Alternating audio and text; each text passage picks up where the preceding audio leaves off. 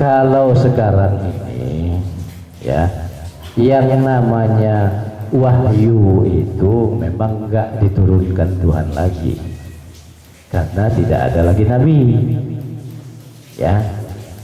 Nah, jadi kalau umpamanya ada sesuatu yang Allah turunkan kepada kita, jangan disebut itu wahyu ya, walaupun hakikatnya itu dari Tuhan. Kan gitu ya. Ya, contohnya begini. Kalau mukjizat itu Allah turunkan untuk para nabi dan para rasul. Namanya mukjizat. Ya. Kalau Allah turunkan sesuatu kejadian yang luar biasa pada para aulia Allah, para wali Allah, itu disebut karomah. Disebut karomah. Nah, kemudian kalau ada suatu kejadian yang luar biasa terjadi di orang awam, ini dikatakan ma'unah. Tidak bisa dikatakan mukjizat atau dia karomah, tapi dikatakan ma'unah. Karena kejadian luar biasa ini turunkan Allah kepada orang awam. Nah, sekarang apakah itu mukjizat, apakah itu karomah, apakah itu ma'unah, semuanya itu kan dari Tuhan. Ya, semuanya dari Tuhan, dari Allah. Nah, begitu juga yang itu tadi, wahyu Allah turunkan kepada nabi dan rasul. Kalau sudah seperti itu, ya mungkin sebatas rahmat saja dari kepada kita, dirahmati oleh Allah Subhanahu wa Ta'ala. Dan itu tidak bisa itu kita jadikan hujjah, tidak bisa kita jadikan dasar hukum. Karena dasar hukum kita sudah ada, Al-Quran dan hadis sudah ada.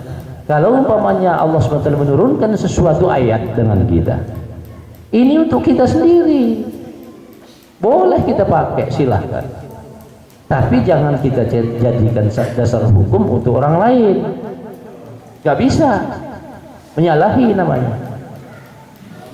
ya, karena itu hanya untuk dia sendiri. Boleh kita pakai, dan itu juga boleh bisa dibuktikan, kebenarannya bisa dibuktikan kalau itu dari Tuhan.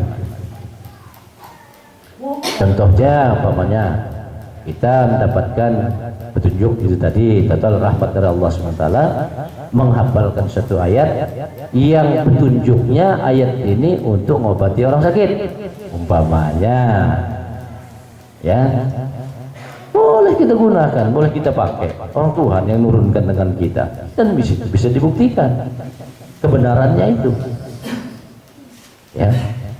Tapi jangan terus kita kasih tahu orang dasar kalau mau ngobatin orang ini baca ayat ini, nggak ada jaminan. Apa yang bisa jamin itu kita bacakan ayat ini terus bisa sembuh? Gitu ya. Tapi kalau Allah turunkan kepada kita, berarti Allah yang menjamin terhadap kita, boleh kita pakai.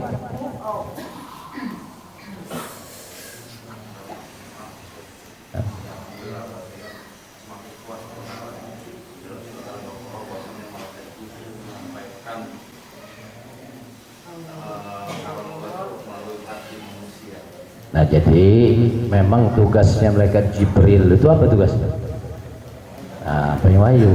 Kalau Allah Subhanahu wa Ta'ala tidak lagi menurunkan yang namanya wahyu itu, berarti logikanya malaikat Jibril itu dia pensiun dong, dia ada tugas lagi dia ya. Jadi perlu diketahui, malaikat Jibril itu sampai sekarang belum pensiun, masih mengerjakan pekerjaan dia ya. Ya Allah. Ya. Ya Allah.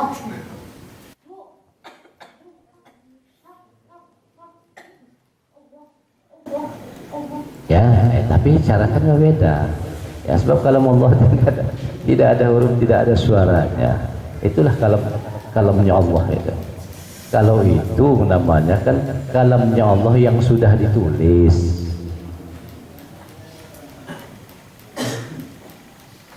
dibukukan. Nah, Gunanya apa? Gunanya makanya dibukukan itu.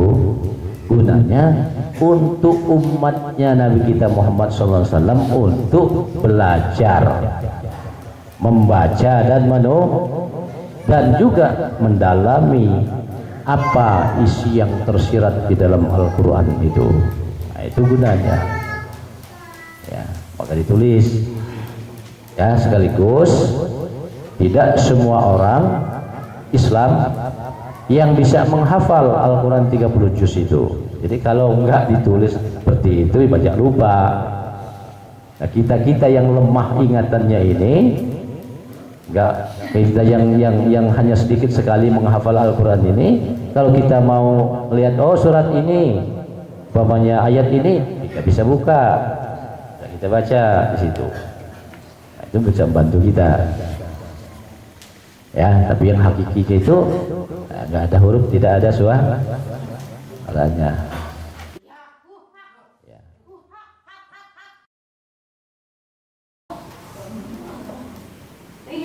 Ya, yang hakiki, tapi kalau itu namanya majazi. Majaz itu bayangan, perumpamaan. Maka ya dalam Al-Quran itu kan perumpamaan yang dijelaskan dalam Al-Quran itu. Ya, yang sebetulnya.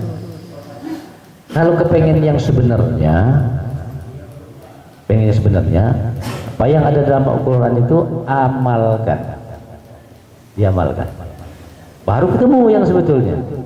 Kalau enggak diamalkan, tidak akan tahu dia yang sebenarnya. Hanya sebatas membaca dan menulis dan maka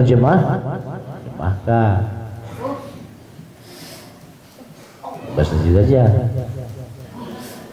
Kalau tidak mau amalkan dia, karena nggak ada kenyataan kalau tidak diamalkan. Ya.